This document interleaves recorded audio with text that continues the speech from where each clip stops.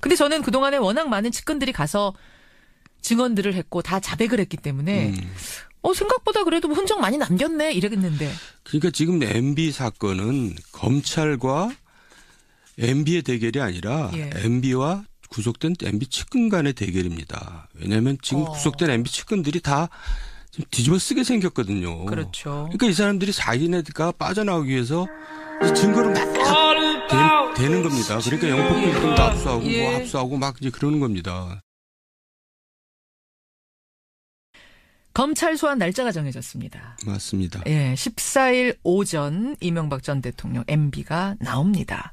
우선 그 날짜로 정한 이유가 있을까? 경찰이 왜 14일을 택했을까? 택일했을까? 이제 김백준 전 기획관이 곧 소환됩니다. 예. 날짜가 이제 14일 정도인 것 같아요. 예, 예. 그 후에 나오면은 기소장이 다 보고 나오는 거이기 때문에 이제 정답을 보고 나온 셈이 되거든요. 그러니까 이제 정정당당하지 않은 거죠. 그러니까 MB가 김백준 소환 날짜 이후에 나간다고 하는 거는 좀 이제 뭐라 그럴까 이제 꾀를 부리는 거죠. 처음에 그렇게 주장했잖아요. 그날 말고 다른 날로 오겠다. 예, 다른 날로 해라. 예. 그게 그 이유였던 거군요. 그런 겁니다. 그렇지만 결국은 14일로 그냥 정해졌습니다. 검찰이 정한 그 날짜로. 네. 소환에 뭐 응할까요? 당연히 나와야 되는 겁니까? 그러니까 나오겠죠. 나긴 나오는데 날짜를 뭐 지금 확정 짓지 않았으니까. 확정이 지어진 거 아니에요? 아니 아직 자기 언제 나가겠다고 얘기는 안 했어요. 이거 받아들인 거 아닙니까? 네, 아직도? 예. 그렇군요. 끝까지 밀어보려고 할 거다. 14일이 아닌 날로. 예. 지금 검찰은 준비를 다 마쳤을까요? 어떤 상태라고 보세요? 뭐 최대한 지금 했는데 제가 이렇게 보기에는 예. 진술은 굉장히 많이 나와 있어요. 엄청나게 많은 진술들이 딱 떨어진 증거가 그렇게 두드러지게 이렇게 보이지 않거든요. 그러니까 검찰도 그렇게 낙관하고 있는 것 같지는 않아요. 그러니까 이제 공소유지가 그렇게 녹록치 않아 보입니다. 그렇게 그러니까 많은 진술들을 막 여러 사람이 하는데도. 그러니까 미국 같은 데서는 진술 갖고는 기소를 못 합니다. 우리나라는 진술 갖고도 기소하고 막 그러는데. 예. 그러니까 이제 그거는 정황 증거로서 인정되지만 직접 증거는 안 되거든요. 그러니까 검찰에서는 지금 여러 광범위하게 수사를 전개하는 이유가 이제 확실한 증거를 찾기 위해서 그런 거죠. 그렇군요. 네. 아직도 확실한 증거, 그러니까 의외로 지금 그렇게 쉬워 보이지 않는다는 것은 사실입니다. 제가 확인했습니다.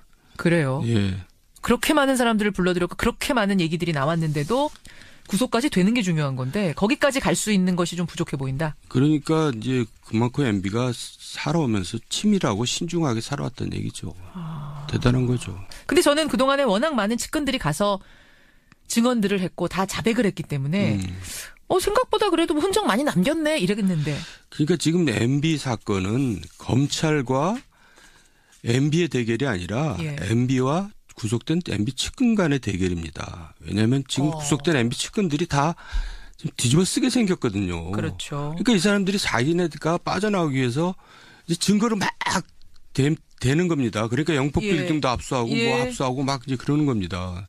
그러니까 이제 그 사람들이 배신을 때리는 게 아니라 그 사람 나름대로는 살기 위해서 이제 그렇게 하는 거죠. 그러니까 MB는 나는 모르는 일이다라고 한다는 것은 그리고 밑에 사람한테 다 치우겠다는 거고 책임을 떠넘기는 거거든요. 그러니까 지금 형국이 박근혜 재판하고 이 차이가 좀 있습니다. 측근과 MB와의 대결.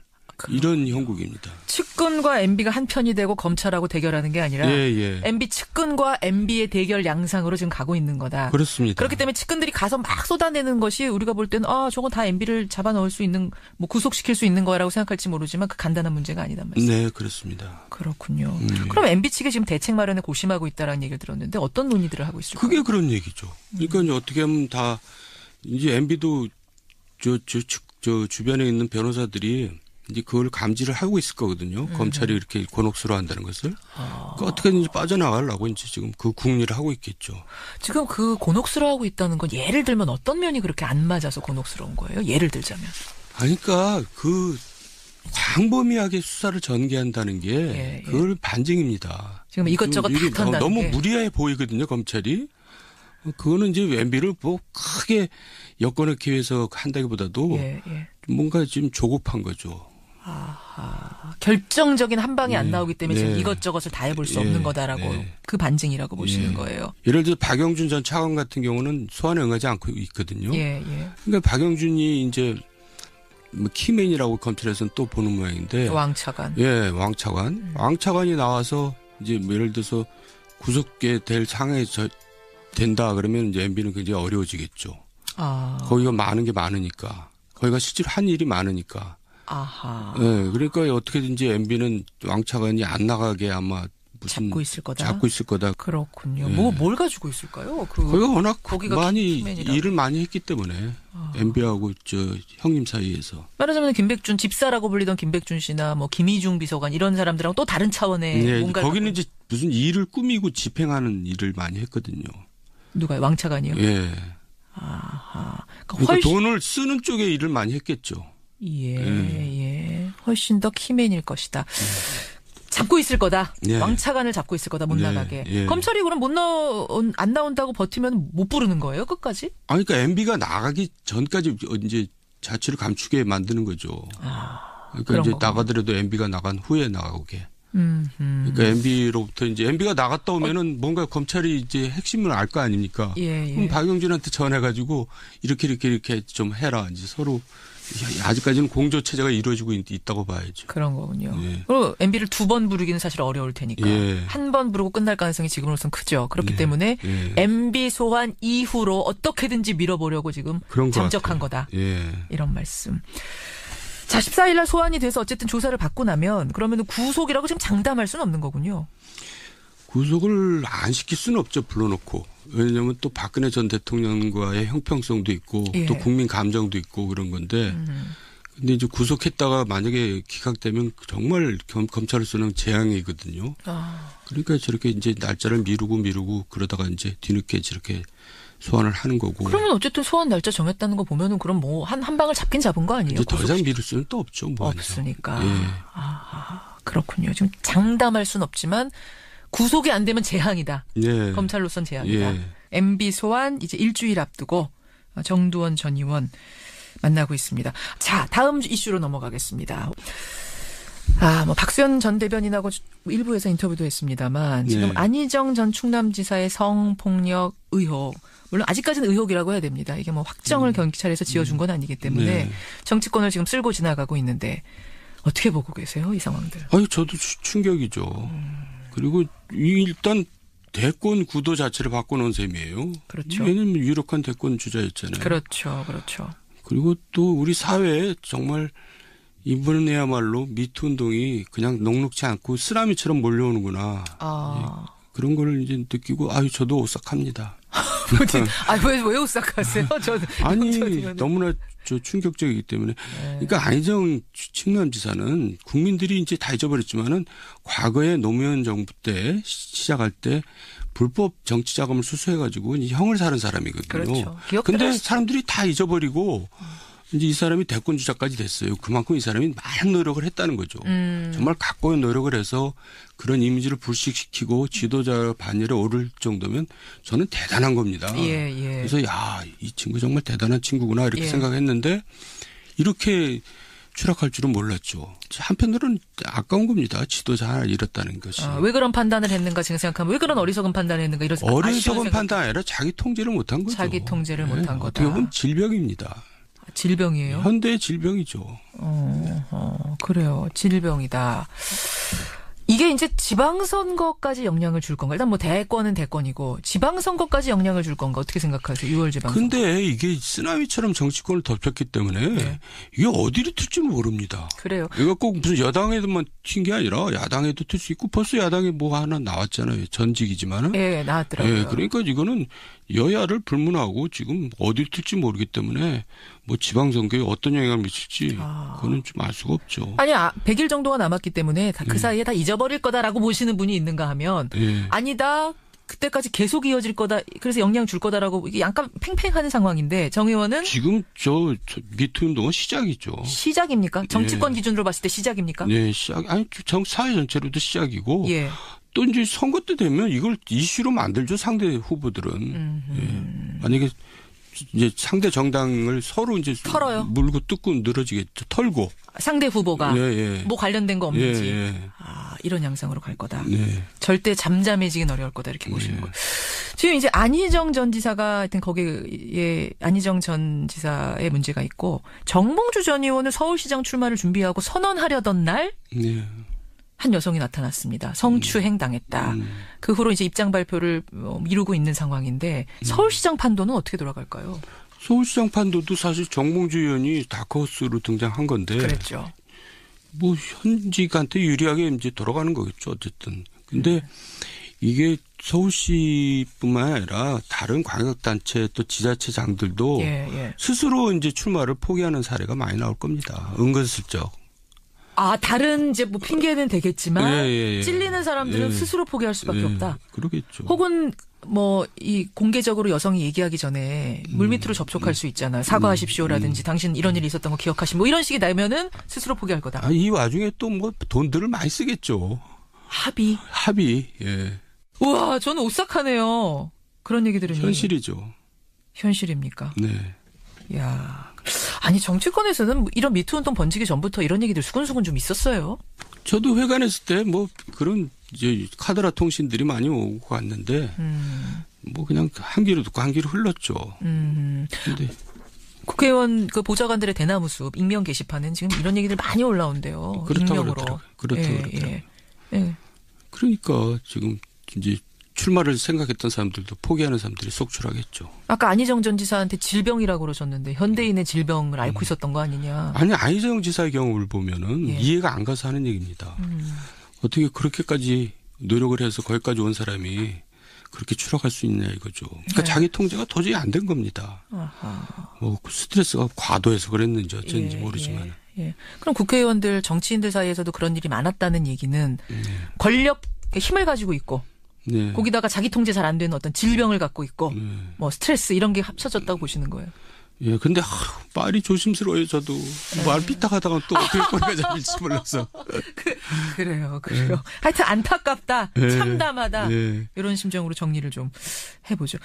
오늘은 저답지 않게 얘기하고 있습니다. 오늘 왜 이렇게 몸살이세요? 땅만 쳐다보고. 정두원 전 의원. 저를 좀 보세요, 저를. 겁나요.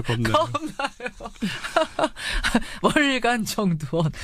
정치권으로 가보겠습니다. 정치권. 당 이야기로 좀 가보겠습니다. 바른미래당 얘기 좀 잠깐 할게요. 바른미래당 분들하고는 또 하나하나 잘 알고 계시니까. 그렇습니다. 지금 거기 걱정 안 합니까? 지지율 보면서. 걱정이 아니라 왜 통합이 됐나, 왜 통합을 했나 그렇게 의문을 제기할 수밖에 없잖아요. 지지율 보면. 근데 당연합니다. 당내에 뭐 유력한 차기 지도자가 없어요.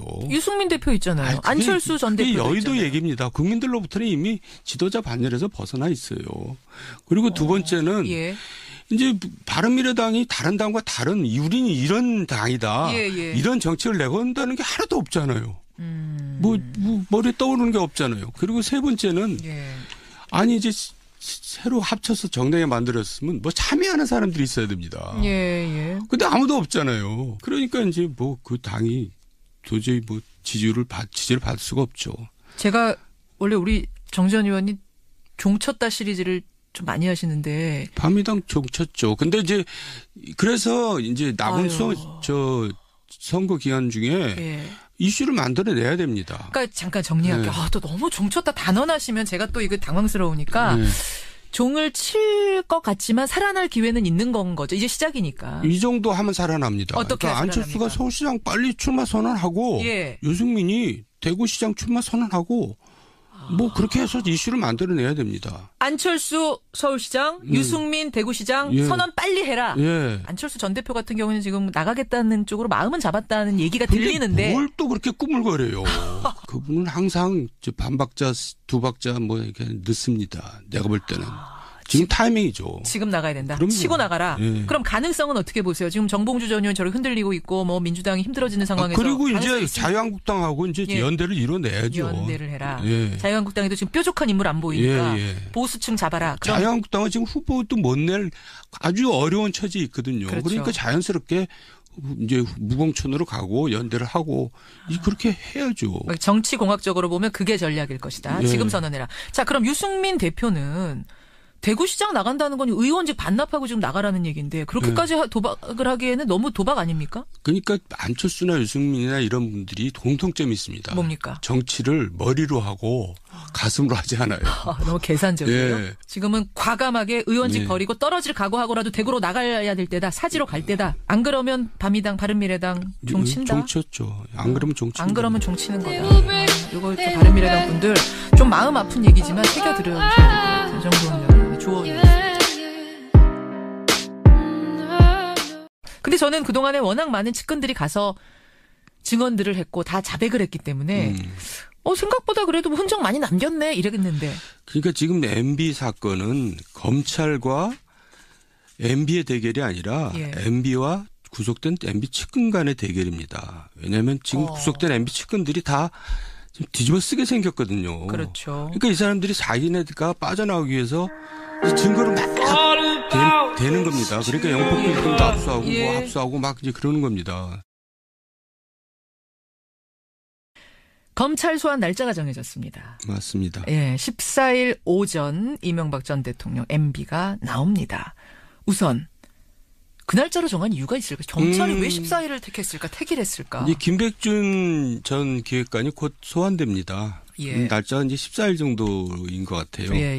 그 후에 나오면은 기소장이 다 보고 나오는 거이기 때문에 이제 정답을 보고 나온 셈이 되거든요. 그러니까 이제 정정당당하지 않은 거죠. 그러니까 MB가 김백준 소환 날짜 이후에 나간다고 하는 거는 좀 이제 뭐라 그럴까 이제 꾀를 부리는 거죠. 처음에 그렇게 주장했잖아요. 그날 말고 다른 날로 오겠다. 다른 날로 해라. 그게 그 이유였던 거군요. 그런 겁니다. 그렇지만 결국은 14일로 그냥 정해졌습니다. 검찰이 정한 그 날짜로. 네. 소환에 뭐 응할까요? 당연히 나와야 되는 겁니까? 그러니까 나오겠죠. 나긴 나오는데 날짜를 뭐 지금 확정 짓지 않았으니까. 확정이 지어진 거 아니에요? 아니 아직 자기 언제 나가겠다고 얘기는 안 했어요. 이거 받아들인 거 아닙니까? 아직도? 그렇군요. 끝까지 밀어보려고 할 거다. 14일이 아닌 날로. 지금 검찰은 준비를 다 마쳤을까요? 어떤 상태라고 보세요? 뭐 최대한 지금 했는데 제가 이렇게 보기에는 진술은 굉장히 많이 나와 있어요. 엄청나게 많은 진술들이 딱 떨어진 증거가 그렇게 두드러지게 이렇게 보이지 않거든요. 그러니까 검찰도 그렇게 낙관하고 있는 것 같지는 않아요. 그러니까 이제 공소유지가 그렇게 녹록치 않아 보입니다. 그러니까 그렇게 많은 진술들을 막 여러 사람이 하는데도. 그러니까 미국 같은 데서는 진술 갖고는 기소를 못 합니다. 우리나라는 진술 갖고도 기소하고 막 그러는데. 그러니까 이제 그거는 정황 증거로서 인정되지만 직접 증거는 안 되거든요. 그러니까 검찰에서는 지금 여러 광범위하게 수사를 전개하는 이유가 이제 확실한 증거를 찾기 위해서 그런 거죠. 그렇군요. 아직도 확실한 증거, 그러니까 조사가 의외로 지금 그렇게 쉬워 보이지 않는다는 것은 사실입니다. 제가 확인했습니다. 그래요. 그렇게 많은 사람들을 불러들였고 그렇게 많은 얘기들이 나와 어떤 논의들을 하고 있을까요? 그게 그런 얘기죠. 그러니까 이제 어떻게 하면 다 이제 MB도 저 주변에 있는 변호사들이 이제 그걸 감지를 하고 있을 거거든요. 검찰이 이렇게 곤혹스러워한다는 것을. 그러니까 어떻게든지 빠져나가려고 이제 지금 그 궁리를 하고 있겠죠. 지금 그 곤혹스러워하고 있다는 건 예를 들면 어떤 면이 그렇게 안 맞아서 곤혹스러운 거예요? 예를 들자면. 그러니까 그 광범위하게 수사를 전개한다는 게 그걸 반증입니다. 지금 이것저것 다 한다는 너무 게. 무리해 보이거든요. 검찰이. 그거는 이제 MB를 뭐 크게 엮어넣기 위해서 한다기보다도 뭔가 지금 조급한 거죠. 결정적인 한 방이 안 나오기 때문에 지금 이것저것을 다 해볼 수 없는 거다라고 그 반증이라고 보시는 거예요. 예를 들어 박영준 전 차관 같은 경우는 소환에 응하지 않고 있거든요. 그러니까 박영준이 이제 뭐 키맨이라고 검찰에서는 또 보는 모양인데. 왕차관. 왕차관. 왕차관이 나와서 이제 뭐 예를 들어서 구속게 될 상황에 된다 그러면 이제 MB는 굉장히 어려워지겠죠. 거기가 많은 게 많으니까. 거기가 실제로 한 일이 많으니까.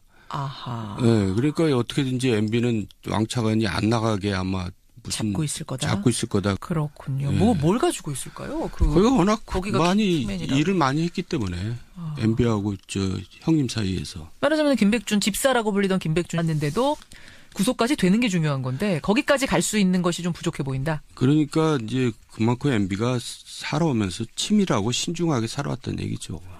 대단한 거죠. 근데 저는 그동안에 워낙 많은 측근들이 가서 증언들을 했고 다 자백을 했기 때문에 생각보다 그래도 흔적 많이 남겼네 이랬는데.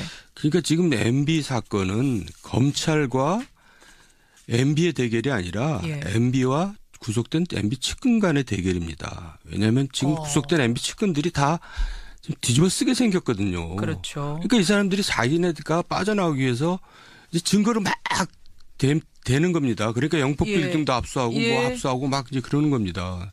그러니까 이제 그 사람들이 배신을 때리는 게 아니라 그 사람 나름대로는 살기 위해서 이제 그렇게 하는 거죠. 그러니까 MB는 나는 모르는 일이다라고 한다는 것은 그리고 밑에 사람한테 다 치우겠다는 거고 책임을 떠넘기는 거거든요. 그러니까 지금 형국이 박근혜 재판하고 이 차이가 좀 있습니다. 측근과 MB와의 대결. 이런 형국입니다. 측근과 MB가 한 편이 되고 검찰하고 대결하는 게 아니라 MB 측근과 MB의 대결 양상으로 지금 가고 있는 거다. 그렇습니다. 그렇기 때문에 측근들이 가서 막 쏟아내는 것이 우리가 볼 때는 저건 다 MB를 잡아넣을 수 있는 뭐 구속시킬 수 있는 거라고 생각할지 모르지만 그 간단한 문제가 아니단 말이죠. 네, 그렇습니다. 그렇군요. 그럼 MB 측이 지금 대책 마련에 고심하고 있다라는 얘기를 들었는데 씨나 뭐 김희중 비서관 이런 사람들하고 또 다른 차원의 뭔가 거기는 이제 무슨 일을 꾸미고 집행하는 일을 많이 했거든요. 누가요? 왕차관이요? 예. 아하. 그러니까 돈을 쓰는 쪽에 일을 많이 했겠죠. 예. 훨씬 더 키맨일 것이다. 잡고 있을 거다. 왕차관을 잡고 있을 거다. 못 나가게. 검찰이 그럼 안 나온다고 버티면 못 부르는 거예요? 끝까지? 그러니까 MB가 나가기 전까지 이제 자취를 감추게 만드는 거죠. 그러니까 이제 나가더라도 MB가 나간 후에 나오게. 그러니까 MB로부터 이제 MB가 나갔다 오면은 뭔가 검찰이 이제 핵심을 알 거 아닙니까? 그럼 박용진한테 전해가지고 이렇게 좀 해라. 이제 서로 아직까지는 공조 체제가 이루어지고 있다고 봐야죠. 그런 거군요. 그리고 MB를 2번 부르기는 사실 어려울 테니까 한 번 부르고 끝날 가능성이 지금으로선 크죠. 그렇기 때문에 MB 소환 이후로 어떻게든지 밀어보려고 지금 잠적한 거다. 이런 말씀. 자, 14일 날 소환이 돼서 어쨌든 조사를 받고 나면 그러면 구속이라고 지금 장담할 수는 없는 거군요. 구속을 안 시킬 수는 없죠. 불러놓고. 왜냐하면 또 박근혜 전 대통령과의 형평성도 있고 또 국민 감정도 있고 그런 건데 근데 이제 구속했다가 만약에 기각되면 정말 검찰로서는 재앙이거든요. 그러니까 저렇게 이제 날짜를 미루고 그러다가 이제 뒤늦게 저렇게 소환을 하는 거고.